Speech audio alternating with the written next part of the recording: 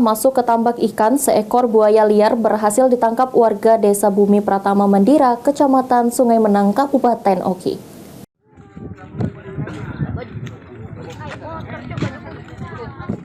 Inilah video rekaman detik-detik penangkapan seekor buaya liar di kawasan Blok 3 Jalur 85 Tambak, Kecamatan Sungai Menang, Kabupaten Oki pada Minggu pagi. Buaya berwarna hitam memiliki panjang diperkirakan 4 meter tersebut mulanya menyasar ke kolam tambak ikan milik warga setempat.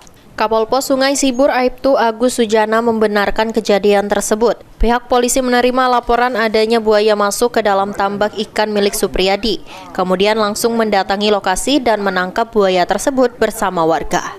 Setelah sempat kesulitan karena bobot buaya tersebut cukup besar, akhirnya buaya itu berhasil ditangkap menggunakan jeratan jaring dan tali. Pihak kepolisian telah berkoordinasi dengan Balai Konservasi Sumber Daya Alam untuk dilakukan evakuasi buaya tersebut. Warga dihimbau untuk lebih berhati-hati saat beraktivitas di kawasan tersebut dan segera melaporkan kepada kepolisian jika mendapati kejadian serupa. Novan Wijaya, PAL TV.